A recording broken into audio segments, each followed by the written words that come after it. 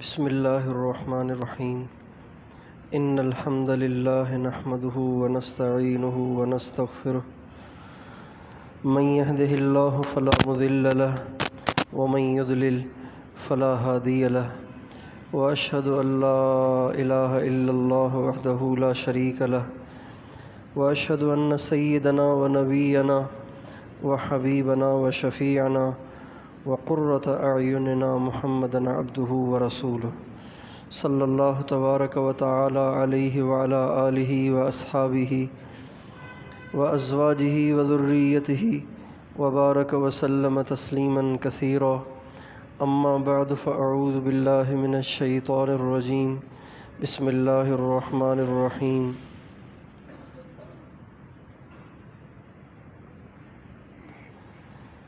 وَإِلَٰهُكُمْ إِلَٰهٌ وَاحِدٌ لَا إِلَٰهَ إِلَّا هُوَ الرَّحْمَٰنُ الرَّحِيمُ سبحان ربك رب العزة عما يصفون وسلام على المرسلين والحمد لله رب العالمين اللهم صل على سيدنا محمد وعلى آل سيدنا محمد وبارك وسلم.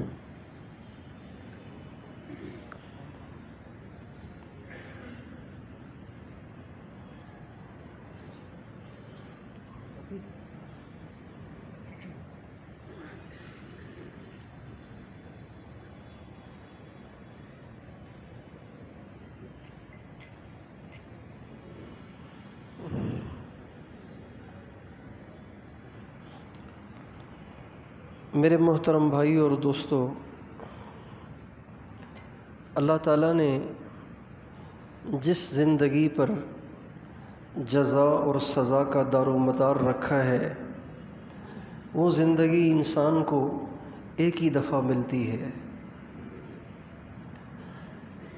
اللہ تعالیٰ جس زندگی کے ذریعے جزا دیتے ہیں اور سزا دیتے ہیں، وہ زندگی انسان کو ایک ہی دفعہ ملتی ہے. یہ ایسی دولت ہے، چھن جائے تو واپس نہیں آتی، ضائع ہو جائے تو اس کی تلافی کی کوئی صورت نہیں ہے. دنیا کی ہر دولت گنوانے کے بعد کمائی جا سکتی ہے، لیکن زندگی واحد سرمایہ ہے، اگر وہ گزر جائے تو وہ واپس نہیں آ سکتا. ساری دنیا کی دولت بھی لٹا دی جائے تو گزرے ہوئے زندگی کے گزرے ہوئے ایک منٹ کو واپس نہیں لایا جا سکتا. اس لیے جو زندگی کی حقیقت کو سمجھتے ہیں اور آخرت کی حقیقت سے واقف ہیں، وہ اپنی زندگی کا ایک ایک لمحہ، ایک ایک منٹ، ایک ایک سانس بڑی احتیاط کے ساتھ گزارتے ہیں کہ زندگی کا کوئی لمحہ ضائع نہ ہو جائے. زندگی کا ہر سانس بڑا قیمتی ہے. حضرت مولانا محمد زکریا صاحب رحمۃ اللہ علیہ فرماتے ہیں کہ میں جب اپنے والد صاحب کے پاس پڑھتا تھا، درس نظامی دینی کتابیں پڑھتا تھا، تو میرے والد صاحب مجھے دیکھ دیکھ کے ایک شعر بہت پڑھتے تھے. ایک شعر مجھے دیکھ دیکھ کے بہت پڑھتے تھے اور فرماتے تھے، تیرا ہر سانس نخل موسوی ہے. یعنی جو زندگی تم گزار رہے ہو، یہ زندگی بیکار نہیں ہے، اس کا ایک ایک سانس بڑا قیمتی ہے. اس سانس کو صحیح استعمال کر کے آپ ہمیشہ ہمیشہ کی جنت بھی بنا سکتے ہیں. اس سانس کو غلط استعمال کر کے آپ کروڑوں برس کی جہنم بھی کما سکتے ہیں. ہمارے نبی کا ارشاد ہے، جب جنت والے جنت میں چلے جائیں گے تو جنت میں جانے کے بعد تو کوئی حسرت نہیں رہے گی، کوئی ٹینشن نہیں ہوگی، کوئی غم نہیں ہوگا، کوئی خوف نہیں ہوگا، نہ بیماری آئے گی، نہ بڑھاپا آئے گا، نہ تھکن ہوگی، نفرت ہوگی، نہ آپس میں لڑائی ہوگی، نہ کبھی وہاں سے نکالا جائے گا، نہ کوئی روک ٹوک ہوگی. لیکن ہمارے نبی فرماتے ہیں جنت جو انعامات کی جگہ ہے، وہاں جانے کے بعد بھی جنت والوں کو ایک حسرت رہے گی، ایک حسرت رہے گی کہ ہائے کاش زندگی کے وہ لمحے جو اللہ کو یاد کیے بغیر گزر گئے، اے کاش وہ لمحے بھی اللہ کی یاد میں گزرتے تو آج ہمیں یہاں اور زیادہ اللہ تعالیٰ کی طرف سے انعامات ملتے۔ اس لیے بھائیوں، یہ دنیا کی زندگی بہت قیمتی ہے، ایک ہی دفعہ ملی ہے، اگر یہ گزر گئی تو پھر دوبارہ ہاتھ نہیں آئے گی۔ دنیا میں ایک بھی مثال ایسی نہیں ہے، ایسی مثالیں بہت ہیں کہ جن کے مرنے کے لیے ڈاکٹروں نے ان کے رشتہ داروں کو آگاہ کر دیا کہ اب یہ نہیں بچے گا، لیکن وہ بچ گئے۔ ایسے بہت سے کام ہیں جو انہونے تھے لیکن ہو گئے، ایسے بہت سے کام ہیں جو مشکل اور محال اور ناممکن نظر آتے تھے لیکن وہ ہو گئے۔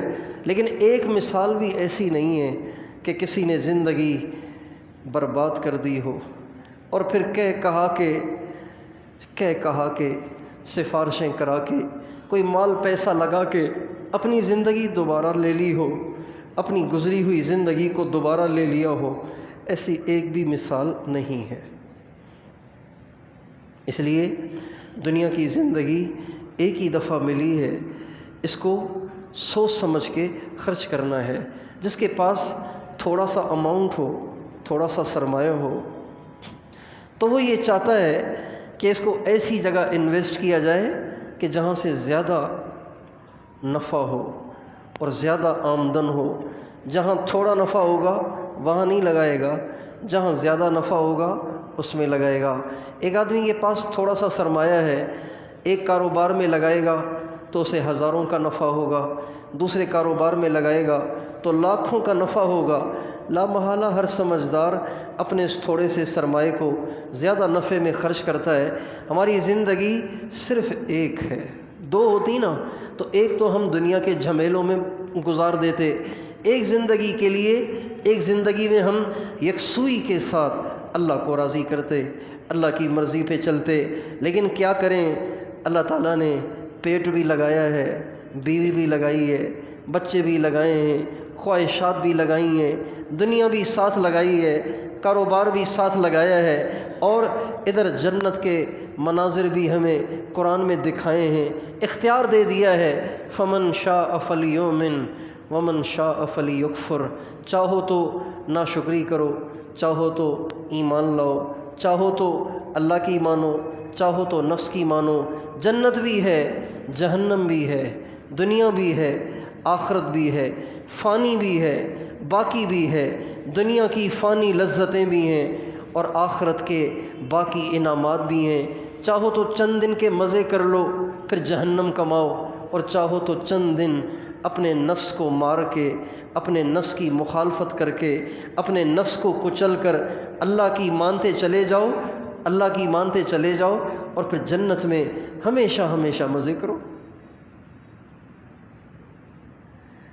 ایک ہی جگہ یہ زندگی لگ سکتی ہے۔ ہمارے نبی کا ارشاد ہے، الا ان للدنیا ابناء وللآخرۃ ابناء، اے لوگو کچھ لوگ دنیا کے طلبگار ہیں، کچھ لوگ آخرت کے طلبگار ہیں۔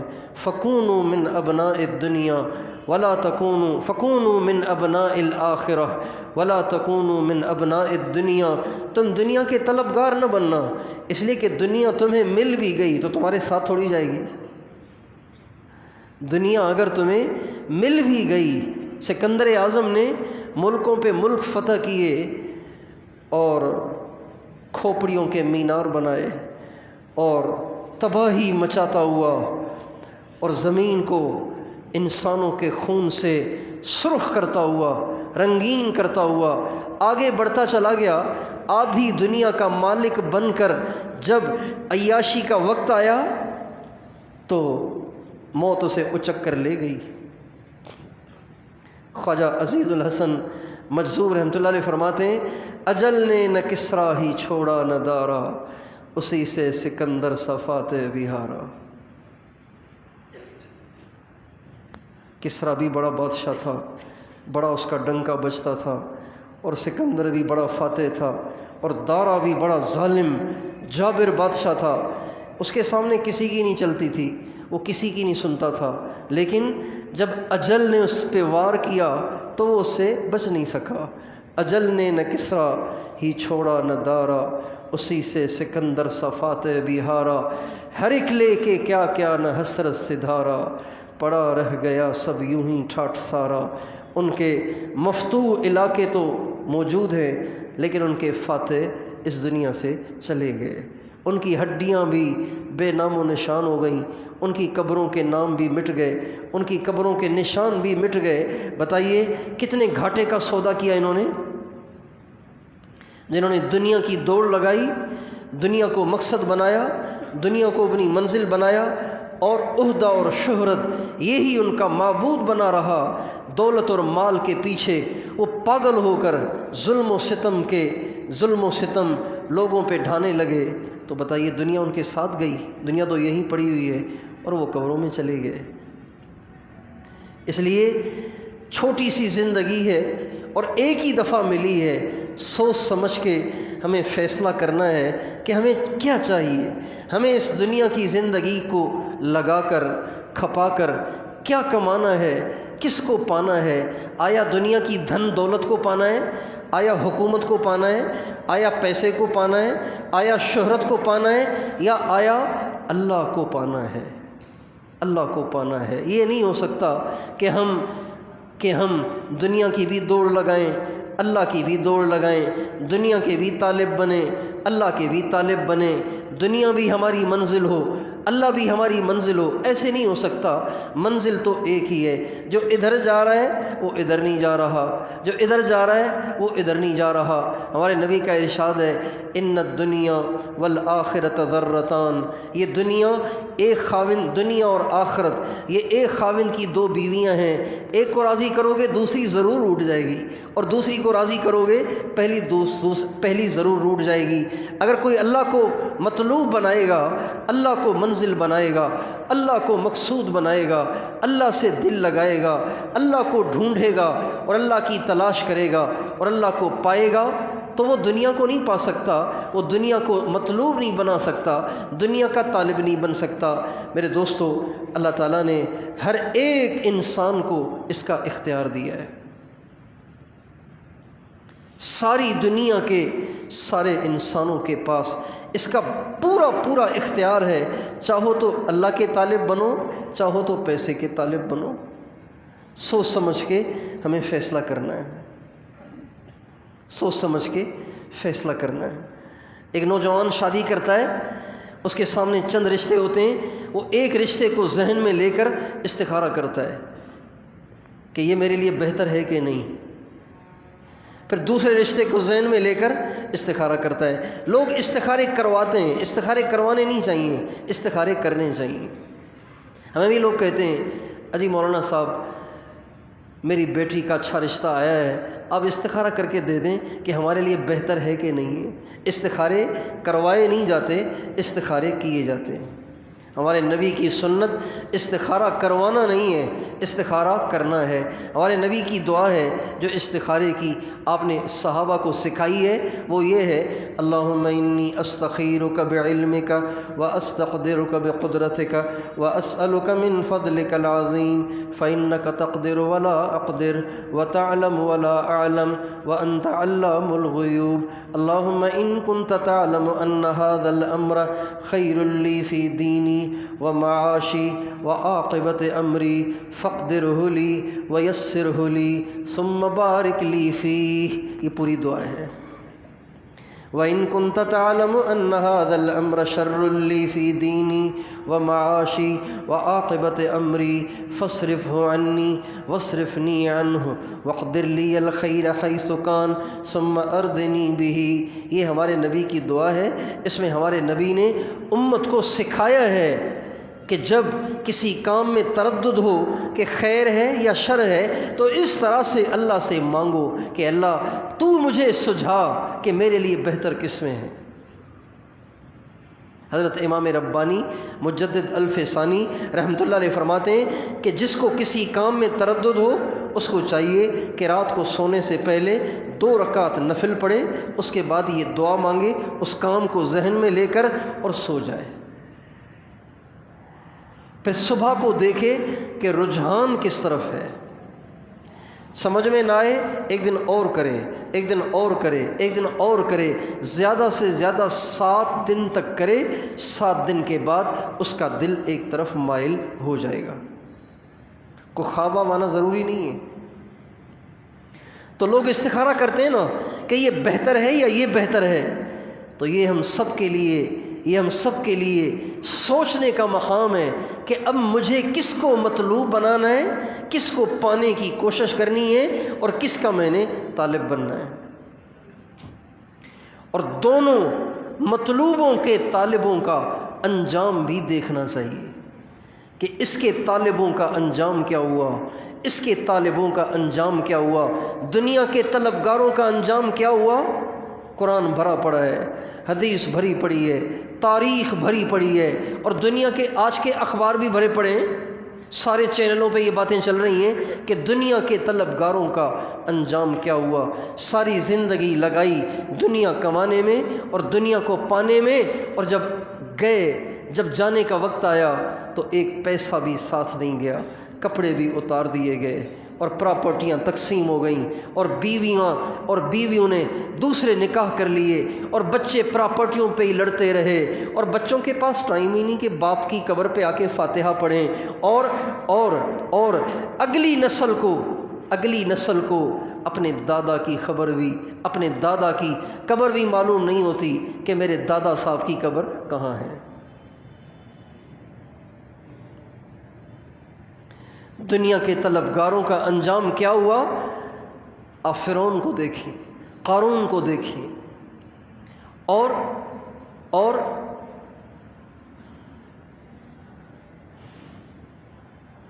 قوم سبا کو دیکھیں، قوم ہود کو دیکھیں، قوم لوط کو دیکھیں، قوم شعیب کو دیکھیں علیہم السلام، ان سب کو دیکھیں۔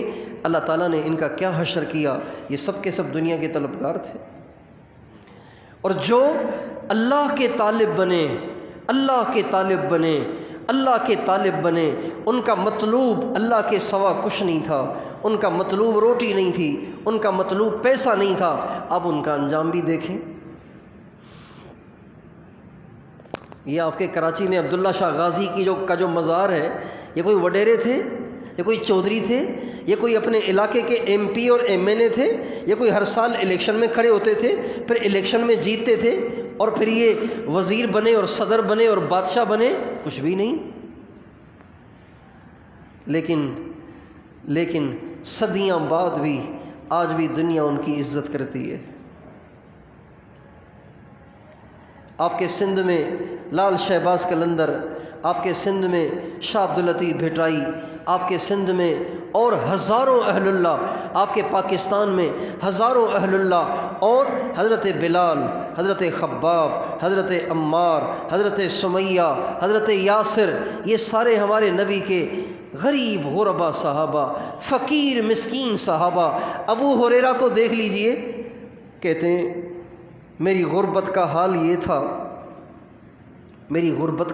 تھا کہ میں بھوک کی وجہ سے بے ہوش ہو کر گر جاتا تھا۔ لوگ سمجھتے تھے کہ ابو ہریرہ کو مرگھی ہو گئی ہے، لہٰذا وہ پاؤں سے میری گردن کو دباتے تھے۔ اس زمانے میں مرگھی کا علاج پاؤں سے گردن کو دبانے سے کرتے تھے۔ پاؤں کو گردن پہ رکھ کے ذرا رگڑتے تھے تو مرگھی والے کو ہوش آ جاتا تھا۔ یہ اس زمانے کا علاج تھا۔ کہتے میں بھوک کی وجہ سے بے ہوش ہوتا، لوگ اپنے پاؤں کو میری گردن پہ رکھ کر میری گردن کو رگڑ رہے ہوتے تھے، اور مجھے یہ بتانے کی ہمت نہیں ہوتی تھی کہ مرگھی نہیں ہے، فاقہ ہے، مرگھی نہیں ہے، فاقہ ہے، بھوک ہے۔ ابو ہریرہ ساری زندگی فاقوں میں گزری، لیکن آج بھی ان کا نام روشن ہے۔ حضرت عمار ساری زندگی غربت میں گزری، آج بھی ان کا نام روشن ہے، حضرت بلال۔ ساری زندگی بیچاروں نے ماریں کھائیں، ساری زندگی ماریں کھائیں۔ اور آپ دیکھیں ذلت اور رسوائی کی کیا انتہا ہے کہ ان کی گردن میں رسی ڈالی ہوئی ہے اور مکے کے شریر لڑکے اس رسی کو لیے ایسے گھوم رہے مکے کی گلیوں میں جیسے ہمارے ہاں قربانی کی عید پہ بچے بکرے کے گلے میں رسی ڈال کے گھماتے ہیں، ایسے گلیوں میں سڑکوں پہ حضرت بلال رضی اللہ تعالیٰ عنہ کی گردن میں رسی ڈالی ہوئی ہے اور مکے کے اوباش لڑکے، شریر لڑکے ان کی گردن میں رسی ڈالے گھما رہے ہیں، چکر لگوا رہے ہیں۔ اور کبھی حضرت بلال کی زبان سے اللہ کا نام نکلے تو ان کے مالک کو اتنا غصہ آئے کہ ان کے کپڑے اتار کر ان کو مکے کی تپتی ہوئی ریت پہ لٹا رہے ہیں اور ان کے سینے پہ بھاری چٹان رکھ رہے ہیں، مگر حضرت بلال ہیں کہ بس ایک ہی صدائے لگائے چلے جا رہے ہیں، ایک ہی آواز لگائے چلے جا رہے ہیں، ایک ہی رٹا لگائے چلے جا رہے ہیں، اور وہ کیا ہے؟ احد، اللہ اللہ اللہ۔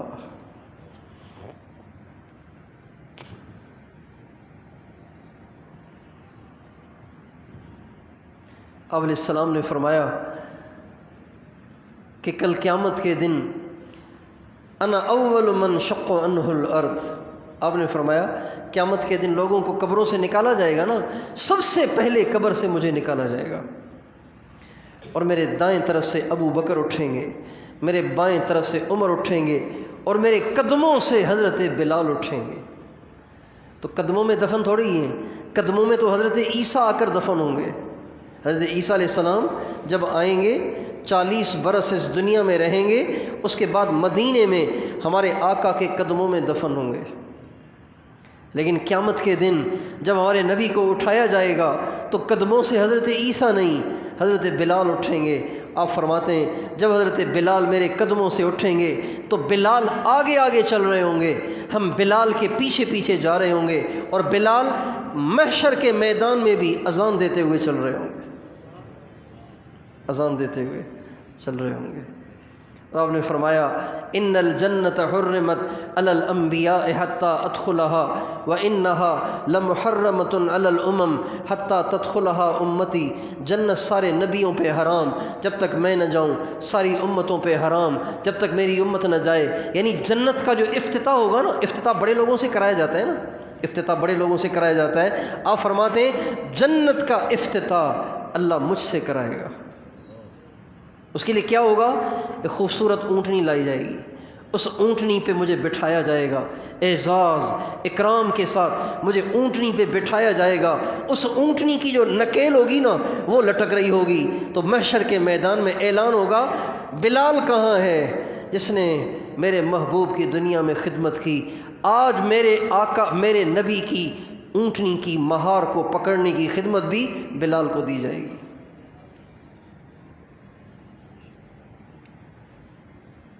دنیا کے طلبگاروں کا انجام بہت برا، ناکامی ہی ناکامی، ذلت ہی ذلت، رسوائی ہی رسوائی۔ ذلت اس لیے کہ ساری زندگی جس چیز کو کمایا اس کو اوروں کے حوالے کر کے خود غریب مسکین نہتے خالی ہاتھ قبروں میں چلے گئے۔ اس سے بڑی ذلت کیا ہے بھائی؟ کس کے لیے کما رہے تھے؟ کس کے لیے اللہ کو ناراض کیا؟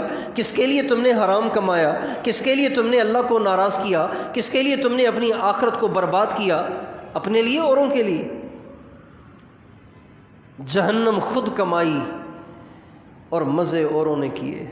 کتنی بڑی حماقت ہے، کتنی بڑی ناسمجھی ہے، کتنی بڑی نادانی ہے۔ یہی دنیا کے سارے طلبگاروں کا حشر ہوا، اور جو اللہ کے طالب بنے، اللہ کے عاشق بنے، اللہ کے طالب بنے، اللہ کے عاشق بنے، اللہ کے متلاشی بنے، تو اللہ تعالیٰ فرماتے ہیں اللہ فرماتے ہیں ان وجدتنی وجدت کل شیء وان فقدتنی فقدت کل شیء۔ میرے بندے تو میرا طالب بن۔ میرا طالب کبھی نامراد نہیں ہوتا، میرا طالب کبھی نامراد نہیں ہوتا۔ اللہ کا طالب کبھی نامراد نہیں ہوتا۔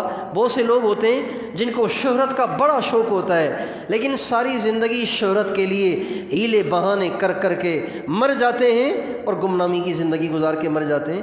بہت سے لوگوں کو کرسی کا شوق ہوتا ہے، عہدے کا شوق ہوتا ہے، بڑا زور لگاتے ہیں الیکشن میں جیتنے کا، بڑا زور لگاتے ہیں عہدے اور کرسی کو پانے کا، لیکن ان کے مقدر میں ہی نہیں ہے کرسی، لہٰذا بغیر کرسی کے ہی مر جاتے ہیں، نامراد ہو کر مر جاتے ہیں۔ لیکن ایسے نہیں ہوگا کہ کوئی اللہ کا طالب بن کر محنت کرے اور کوشش کرے اور اللہ کو حاصل ہی نہ کر سکے، ایسے نہیں ہو سکتا۔ ان وجدتنی وجدت کل شیء وان فقدتنی فقدت کل شیء، میرے بندے مجھے ڈھونڈ، اگر تو مجھے ڈھونڈے گا تو پائے گا، اور اگر مجھے پائے گا تو تجھے سب کچھ مل جائے گا، اور اگر مجھے کھوئے گا تو سب کچھ کو کھوئے گا۔ اس لیے یہ ہمیں طے کرنا ہوگا کہ ہم کس کے طالب ہیں، کون ہماری منزل ہے، ہماری منزل کیا ہے، ہماری انتہا کیا ہے، ہمارا ٹارگیٹ کیا ہے، ہم کہاں پہنچنا چاہتے ہیں۔ یہ طے کرنا پڑے گا، یہ پہلے طے کرنا پڑے گا، اس لیے کہ زندگی ایک ہی ہے، زندگی ایک ہی ہے۔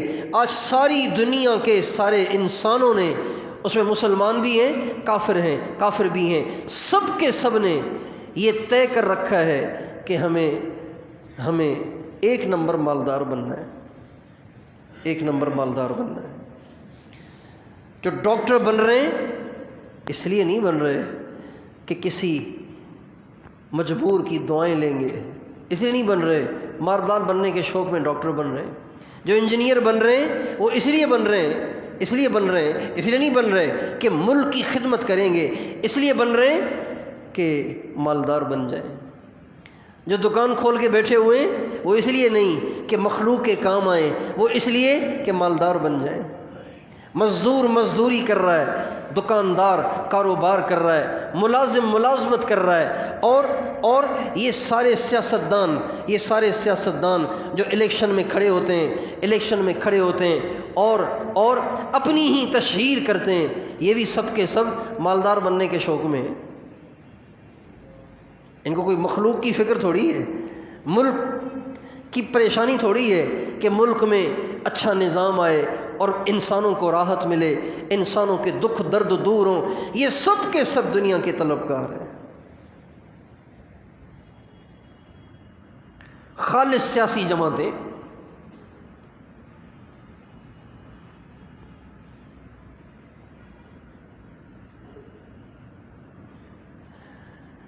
لیکن ہم نے سوچ سمجھ کے فیصلہ کرنا ہے کہ مجھے دنیا چاہیے یا مجھے اللہ چاہیے۔ اللہ تعالیٰ فرماتے ہیں قرآن پاک کے اندر فَفِرُّوا إِلَى اللَّهِ، اللہ اکبر، کتنا زبردست جملہ ہے، کتنی زبردست آیت ہے۔ فَفِرُّوا إِلَى اللَّهِ فَفِرُّوا إِلَى اللَّهِ إِنِّي لَكُم مِّنْهُ نَذِيرٌ مُّبِينٌ، دوڑو اللہ کی طرف، اپنی رفتار بڑھاؤ، آہستہ آہستہ مت چلو، دوڑ لگاؤ، منزل دور ہے، زندگی تھوڑی ہے، وقت تھوڑا ہے، کام زیادہ ہے، اس لیے دوڑ لگاؤ اللہ کی طرف۔ اور جو لوگ اللہ کی طرف نہیں دوڑ رہے، مال کی دوڑ لگا رہے ہیں، کاروبار کی دوڑ لگا رہے ہیں اور پیسے والا بننے کی دوڑ لگا رہے ہیں، وزارت اور صدارت کے شوق میں بھاگے چلے جا رہے ہیں، ان لوگوں سے اللہ پتہ ہے کیا کہتے ہیں؟ اللہ کہتے ہیں فَأَيْنَ تَذْهَبُونَ، کہاں جا رہے ہو؟ کہاں جا رہے ہو؟ کہاں جا رہے ہو بھائی؟ کس چیز کی تلاش میں ہو تم؟ اگر وہ چیز مل بھی گئی تو کب تک رہے گی؟ عجیب بات، ایک دفعہ منڈی بہاؤالدین گئے، ایک ساتھی کے گھر میں قیام ہوا تو اس کا بیٹا آیا ملنے کے لیے۔ اس کے بیٹے کی عمر ہوگی کوئی 10 سال کے قریب، اس کا نام تھا زید۔ میں نے اس کو بٹھایا، ایسی پیار محبت میں اس سے باتیں کی۔ میں نے کہا بیٹا آپ کیا بننا چاہتے ہیں؟ کیا خواہش ہے آپ کی؟ بڑے بن کر کیا بننا چاہتے ہیں؟ تو وہ کچھ دیر سوچتا رہا، تو میں نے اسے کہا، میں نے کہا وزیر بننا ہے۔ پاکستان کا صدر بننا ہے، وزیر اعظم بننا ہے، یا چیف آف آرمی بننا ہے؟ کیا بننے کا شوق ہے؟ اللہ اکبر! اس بچے نے بناوٹ اور تصنع کے ساتھ نہیں، پوری سنجیدگی کے ساتھ کہا کہ اس کے بننے کا تو فائدہ نہیں ہے انکل، اس کے بننے کا تو فائدہ نہیں ہے۔ میں نے کہا کیوں؟ کہ 5 سال کے بعد یہ کرسی تو چھن جاتی ہے، 5 سال کے بعد تو یہ کرسی چھن جاتی ہے۔ بڑی سنجیدگی کے ساتھ، اس سنجیدگی سے اس بچے نے جواب دیا، میں تو حیران رہ گیا، کمال کی سوچ ہے اس بچے کی۔ کہنے لگا اس کا تو فائدہ نہیں ہے۔ میں نے کہا کیوں؟ کہنے لگا انکل اس کا تو فائدہ نہیں ہے، اس لیے کہ یہ چیز تو 5 سال کے بعد چھن جاتی ہے۔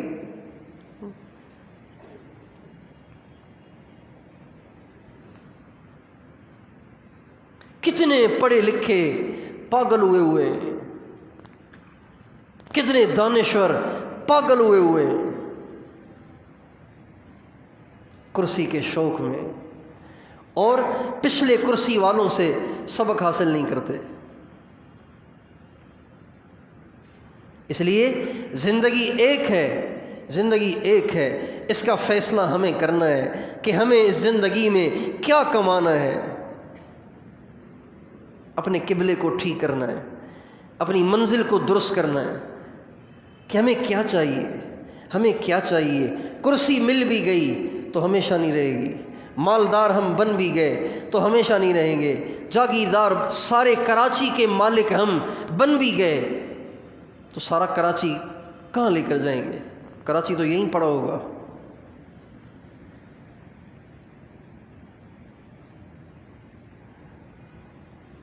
آج کل ایک مرض نوجوان لڑکے لڑکیوں میں چلا ہوا ہے، فالوور بڑھانے کا، فالوور بڑھانے کا۔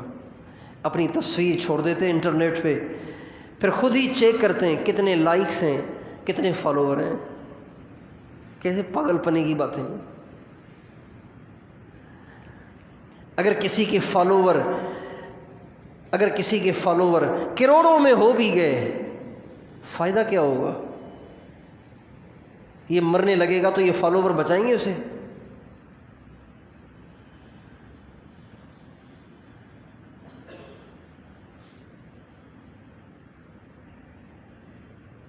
اللہ تعالیٰ بھی کیا سوچتے ہوں گے کہ میرے بندوں کی مت کیسی ماری گئی ہے کہ اپنی جیسی مخلوق کی تعریف کے شوق میں اپنی زندگیاں برباد کر رہے ہیں، اپنے جیسے انسانوں کی تعریف کے شوق میں کہ لوگ کہیں واہ کمال ہے، کیا زبردست پکچر ہے، کتنا عجیب چہرہ ہے، کتنا خوبصورت اسٹائل ہے، کتنا زبردست پوز ہے، صرف اس میں اپنی زندگیاں کھپا رہے ہیں۔ اس لیے میرے دوستو، یہ ہم نے طے کرنا ہے کہ ہمارا مطلوب کون ہے، ہمارا مقصود کون ہے، ہمارا محبوب کون ہے، ہماری منزل کون ہے۔ اگر ہم غور کریں تو یہ سبق ہمیں پہلے دن ماں باپ نے پڑھایا تھا، لیکن ہم نے کبھی اس پہ غور نہیں کیا، ہم نے کبھی اس کو سوچا نہیں، ہم نے کبھی اس پہ تدبر نہیں کیا، کبھی ہم نے اس پہ غور نہیں کیا کہ یہ منزل تو ہم بچپن میں ہی طے کر چکے تھے، لیکن ایسی مت ماری گئی کہ اس طرف کبھی دھیان ہی نہیں گیا۔ یہ جو ہم کہتے ہیں نا لا الہ الا اللہ، اس کا کیا مطلب ہے؟ اس کا مطلب یہ ہے کہ اللہ صرف تجھے ہی سجدہ کریں گے، اس کا مطلب یہ نہیں ہے۔ اس کا مطلب یہ ہے لا الہ الا اللہ، اے اللہ کوئی میرا مطلوب نہیں، میرا مطلوب تو ہے۔ لا الہ الا اللہ، اے اللہ میرا کوئی مقصود نہیں، میرا مقصود تو ہے۔ لا الہ الا اللہ، میں کچھ نہیں چاہتا، میں تجھے چاہتا ہوں۔ لا الہ الا اللہ، میری کوئی منزل نہیں، میری منزل تو ہے، میں تجھے چاہتا ہوں، اللہ کو چاہتا ہوں۔ ایک بہت بڑے بزرگ تھے حضرت عمر ابن فارز رحمۃ اللہ علیہ، کتابوں میں لکھا ہوا ہے کہ بہت بڑے صاحب کشف اور بہت بڑے اللہ کے عاشق تھے، انتہا درجے کے اللہ کے عاشق تھے۔ جب ان کے انتقال کا وقت آیا تو اللہ تعالیٰ نے ان کی تسلی کے لیے، ان کا دل بہلانے کے لیے ان کو جنت کے مناظر دکھائے۔ اور ہمارے نبی کا ارشاد ہے جب مومن کی روح نکلنے لگتی ہے اللہ تعالیٰ اس کو جنت کے مناظر دکھاتا ہے تاکہ دنیا کو چھوڑنا اس کے لیے آسان ہو جائے، دنیا کو چھوڑنا اس کے لیے آسان ہو جائے۔ عمر بن فارز رحمۃ اللہ علیہ کے سامنے جب اللہ تعالیٰ نے جنت کے مناظر کھولے نا تو عاشق تو تھے نا، وہ عاشق تو تھے، جنت کے مناظر کو دیکھتے ہی بے ساختہ سکرات میں ان کی زبان پہ ایک شعر جاری ہو گیا جس میں انہوں نے اللہ کو مخاطب کر کے اللہ سے کہا ان کان منزلتی فی الحب عندکم ما قد رأیت فقد ضیعت ایامی، اے اللہ اگر میری ساری زندگی کی محبتوں کا بدلہ تیرے پاس میرے لیے یہ جنت کی نہریں اور جنت کے حور اور قصور ہیں تو میں نے تو زندگی ضائع کر دی، میں نے تو یہ جنت کے شوق میں نہیں کیا تھا، میں تو تجھے دیکھنا چاہتا تھا، تیرے دیدار کا دیوانہ تھا، میں تو تیرا عاشق تھا اور تو نے مجھے جنت دکھا کے آپ میرا دل بہلا رہے ہیں۔ تو کہتے ہیں اللہ تعالیٰ نے جنت کو ہٹا کر ان کو اپنی تجلی دکھائی جس سے ان کی روح پرواز کر گئی۔ ایسے بھی اللہ کے خالص عاشق گزرے۔ ہمیں اسی زندگی میں طے کرنا پڑے گا کہ ہمارا مطلوب کون ہے، ہماری منزل کیا ہے۔ جس کا مطلوب اللہ ہوگا، جس کا مطلوب اللہ ہوگا، جب دنیا اور دین کا تقابل ہوگا وہ دنیا کو چھوڑ دے گا، دین کو سینے سے لگائے گا۔ جس کا مطلوب اللہ ہوگا، جب سنت اور رسم و رواج کا تقابل ہوگا وہ سنت کو سینے سے لگائے گا، رسم و رواج کو چھوڑ دے گا۔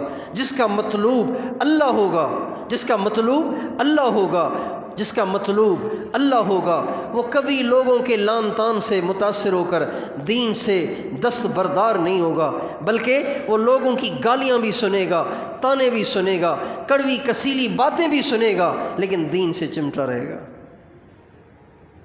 جس کا مطلوب اللہ ہوگا، جس کا مطلوب اللہ ہوگا وہ حلال کی دال روٹی پہ گزارا کرے گا، کبھی بھی حرام کما کر اپنے بچوں کو اہل و عیال کو انڈا پراٹھا کھلانے کا شوق نہیں رکھے گا، بلکہ وہ دال روٹی پہ ہی گزارا کرے گا اور حلال پہ گزارا کرے گا، جس کا مطلوب اللہ ہوگا۔ جس کا مطلوب اللہ ہوگا وہ کبھی بھی خواہشات میں لگ کر اللہ کو ناراض نہیں کرے گا۔ جس کا مطلوب اللہ ہوگا وہ کبھی بھی اللہ کے احکام میں کوتاہی نہیں کرے گا۔ جس کا مطلوب اللہ ہوگا اسے نماز میں مزہ آئے گا، اسے نماز میں مزہ آئے گا۔ جو مطلوب ہے اس سے ملاقات ہے، تو طالب کے لیے سب سے زیادہ لذیذ ترین وہ گھڑی ہوتی ہے جس میں مطلوب سے اس کی ملاقات ہو۔ وَحَقِّكُمْ مَا لُذَّ لِي غَيْرُ ذِكْرِكُمْ، تیرے حق کی قسم تیرے نام کے بغیر اب مجھے کہیں اور مزہ نہیں آتا۔ وَذِكْرُ سِوَاكُمْ فِي فَمِي قَدْ لَا يَحْلُو، اور تیرے غیر کا تذکرہ مجھ سے کیا ہی نہیں جاتا، میری زبان اس پہ آمادہ ہی نہیں ہوتی کہ تیرے غیر کا تذکرہ کرے، تیرے غیر کی باتیں کرے۔ تو اس لیے میرے دوستو، میں اور آپ نفع کا سودا کریں، گھاٹے کا سودا نہ کریں، اپنے مطلوب کو متعین کریں، اپنی منزل کو متعین کریں، اپنی انتہا کو، اپنی منزل کو، اپنے ٹارگیٹ کو متعین کریں کہ ہمیں کیا چاہیے۔ تو کیا خیال ہے، اللہ کے طالب بنیں گے؟ اللہ کے طالب بنیں گے؟ مخلوق کے طالب نہ بنیں، مخلوق مقدر کی ہے وہ آ جاتی ہے، جس کے مقدر میں جو ہے وہ اس کو مل کے رہتا ہے۔ یقین جانیے، آپ اللہ کو مطلوب بنائیں، اللہ کو مقصود بنائیں، اللہ کو محبوب بنائیں، اپنے آپ کو اللہ کے حوالے کر دیں، زندگی اتنی پرسکون ہو جائے گی کہ خدائے پاک کی قسم دنیا میں آپ سے زیادہ پرسکون کوئی اور نہیں ہوگا۔ جو لوگ اللہ کو مطلوب نہیں بناتے نا، اللہ کو مطلوب نہیں بناتے، اگر وہ بے دین ہیں تو ان کا انجام خودکشی ہوتا ہے، ان کا انجام خودکشی ہوتا ہے، ان کا انجام زندگی سے بیزاری ہوتا ہے۔ اور اگر وہ دیندار ہیں لیکن طالب دنیا کے ہیں، طالب مخلوق کے ہیں، طالب اللہ کے غیر کے ہیں، تو ان کا انجام نفسیاتی مریض بن جانا ہے۔ وظیفے پڑھ پڑھ کے نفسیاتی مریض بن جاتے ہیں۔ ایک چیز کی طلب پیدا ہو گئی ہے دل میں، بس یہ کام ہونا چاہیے۔ اجی وظیفہ بتائیں، اس سے بھی پوچھ لیا، اس سے بھی پوچھ لیا، اس سے بھی پوچھ لیا، 10 بزرگوں سے وظیفے پوچھ کے اب دن کو بھی وظیفے، رات کو بھی وظیفے، انجام کیا؟ مینٹل ہو جاتے ہیں، نفسیاتی مریض ہو جاتے ہیں، چڑچڑے ہو جاتے ہیں۔ کیوں؟ مطلوب اللہ کا غیر ہے۔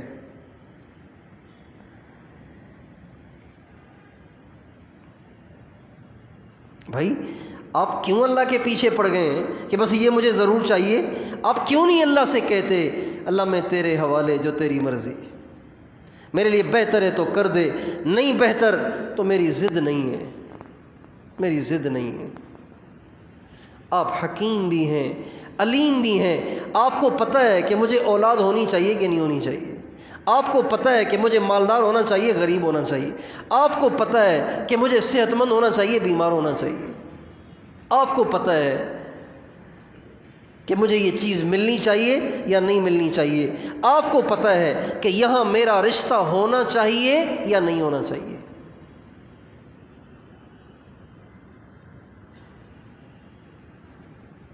اس لیے کبھی بھی اللہ پاک کے سامنے ضد نہیں کرنی چاہیے۔ دنیا کے معاملات میں کبھی بھی اللہ کے سامنے ضد نہیں کرنی چاہیے۔ بعض دفعہ انسان اللہ تعالیٰ سے مانگتا ہے، اللہ اسے نہیں دیتے، پھر وہ بیت اللہ سے چمٹ کے مانگتا ہے، خاص اس کام کے لیے عمرے کرتا ہے، اس کام کے لیے حج کرتا ہے، حضور کے روضے پہ جا کے دعائیں کراتا ہے، مستجاب الدعوات بزرگوں سے زبردستی ہاتھ اٹھواتا ہے، جب وہ مانگ لیتے ہیں تو وہ چیز گلے پڑ جاتی ہے۔ ہزاروں مثالیں ہیں ایسی۔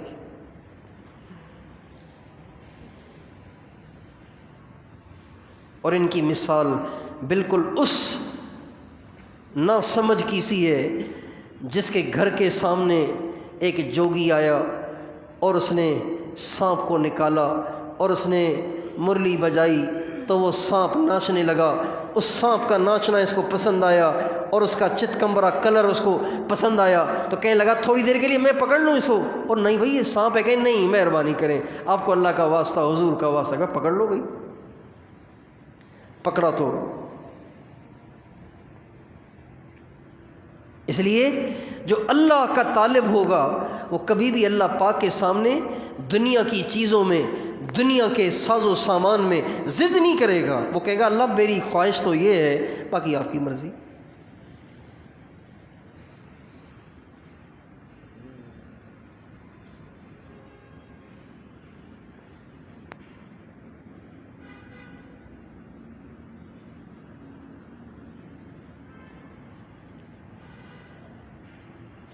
کتنے بڑے بڑے مشائخ گزرے ہیں کہ جن کی دعاؤں سے بہت کام ہوئے، اوروں کے کام ہوئے، لیکن خود ان کے کام اٹکے ہی رہ گئے۔ حضرت تھانوی رحمۃ اللہ علیہ نے 2 شادیاں کیں، بیٹا نہیں ہوا۔ ان کے وظیفے پڑھ کے پتہ نہیں کتنوں کو بیٹا ہو گیا، ان کو بیٹا نہیں ہوا۔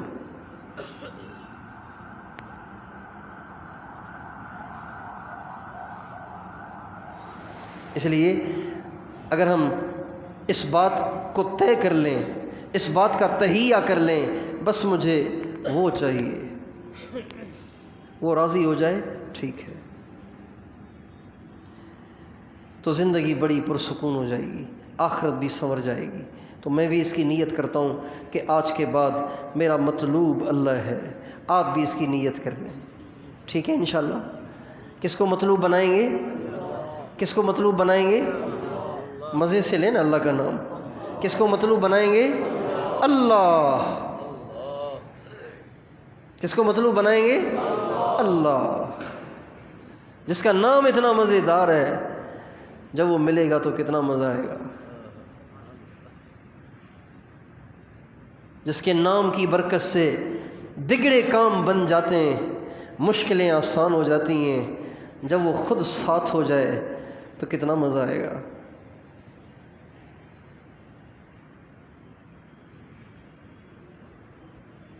موسیٰ علیہ السلام جا رہے تھے فرعون کے پاس، تو بہت گھبرائے ہوئے تھے، اس لیے کہ یہ بنی اسرائیل کے تھے. موسیٰ علیہ السلام قبیلے بنی اسرائیل سے تھے، اور قبیلے بنی اسرائیل اس کی نظروں میں بہت زیادہ حقیر، ذلیل، غلام بنایا ہوا تھا ان کو. اپنی قوم کا آدمی جا کے سمجھانے بات کرتا تو چلو کچھ تو وہ لحاظ کرتا کہ میری قوم کا ہے، اور اس قوم کے شخص کو اللہ نے نبی بنا دیا کہ جس قوم کے بچے وہ پہلے ہی ذبح کر رہا تھا، ان کی عورتوں کو وہ پہلے ہی اپنی باندی بنائے ہوئے تھا. اس قوم سے ایک شخص اٹھ کے جا رہا ہے سمجھانے کے لیے، تو واقعی بڑی خطرے کی بات ہے، بڑے خطرے کی بات ہے. موسیٰ علیہ السلام جب جانے لگے تو گھبرا رہے تھے اور کہنے لگے اننا نخاف ان یفرط علینا او ان یطغی. اللہ ہمیں ڈر لگ رہا ہے کہ کہیں وہ ہم پہ ظلم نہ کرے، کہیں وہ ہمیں قتل نہ کر دے. تو اللہ نے فرمایا اننی معکما اسمع و ارى. موسیٰ گھبراتے کیوں ہو؟ میں جو تمہارے ساتھ ہوں. کون تمہارے ساتھ ہے؟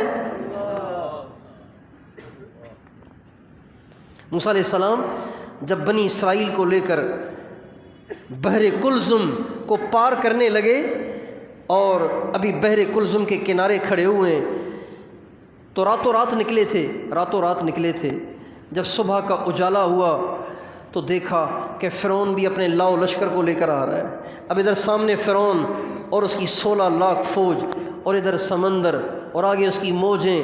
تو بنی اسرائیل بیچارے گھبرا گئے، کہنے لگے موسیٰ انا لمدرکون، آج تو ہم پکے پکڑے گئے. لمدرکون، پکے پکڑے گئے. تو موسیٰ علیہ السلام فرمانے لگے کلا ان معی ربی سیہدین. ہرگز نہیں، میرے ساتھ میرا اللہ ہے. اللہ ہے. اللہ ساتھ ہو تو مجال ہے کسی سمندر کے موجوں کی کہ وہ غرق کریں، مجال ہے کسی فرعون اور اس کے لشکر کی کہ وہ بال بیکا کریں. چنانچہ موسیٰ علیہ السلام کے اس یقین بھرے بول کے بولتے ہی اللہ کا حکم آیا لاٹھی مار سمندر پر. سمندر پہ جو لاٹھی ماری تو 12 خشک راستے بن گئے، 12 قبیلے پار لگ گئے. جب بنی اسرائیل کا آخری آدمی باہر گیا اور فرعون کا آخری آدمی داخل ہوا تو اللہ نے کہا اب تک تو میں نے تجھے راستے بنانے کو کہہ رکھا تھا، اب میرا حکم ہے کہ برابر ہو جا. چنانچہ برابر ہوا تو فرعون اور اس کا سارا لاؤ لشکر چوہے کی موت غوطے کھا کھا کے مر گیا. اللہ ساتھ ہے. ہمارے نبی غار ثور میں بیٹھے ہوئے 3 دن آپ نے وہاں قیام فرمایا، چونکہ آپ بھی راتوں رات نکلے تھے. تو صبح ہوئی تو قریش مکہ ڈھونڈ آپ کے پاؤں کے نشان ڈھونڈتے غار ثور کے سرے پہ آ کے کھڑے ہو گئے.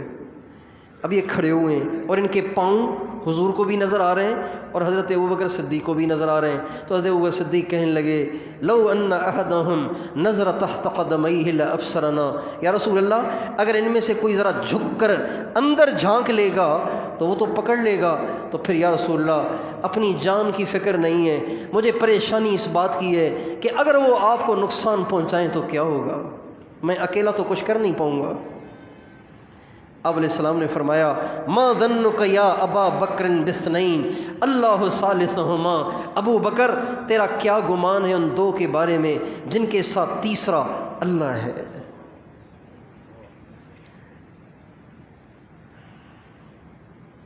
لا تحزن ان اللہ معنا. گھبرا نہیں، اللہ ہمارے ساتھ ہے. تو اللہ کا ساتھ ہونا کتنی بڑی تسلی ہے، کتنا بڑا آسرا ہے. اس لیے میں اور آپ اللہ کو مطلوب، اللہ کو مقصود، اللہ کو محبوب، اللہ کو منزل بنانے کی نیت کریں۔ اس کا مطلب یہ ہے کہ کبھی کوئی ایسا قدم نہ اٹھائیں جس سے اللہ آپ کو چھوڑ دے، کوئی ایسا بول نہ بولیں جس سے اللہ ناراض ہو کر آپ کو چھوڑ دے۔ آپ کوئی ایسا بول نہ بولیں، ایسی نظر نہ اٹھائیں، ایسا کام نہ کریں، ایسا کوئی پیسہ بھی اپنے گھر میں نہ لائیں جس کے لانے سے اللہ آپ کو چھوڑ دے۔ آپ اللہ کو کھو دیں، آپ اللہ کو کھو دیں۔ اللہ کو کھو دیا تو سب کچھ گم ہو جائے گا، سب کچھ چھوٹ جائے گا۔ اللہ مل جائے گا تو سب کچھ مل جائے گا۔ تو اس لیے اللہ کو پانے کے لیے اللہ کو مقصود بنا لیا تو اب اللہ پاک کو پانے کے لیے ہر قسم کی قربانی دے کر اللہ کو پانے کی نیت کریں۔ پائیں گے انشاءاللہ۔ اللہ تعالیٰ مجھے اور آپ کو اپنا طالب بنائے۔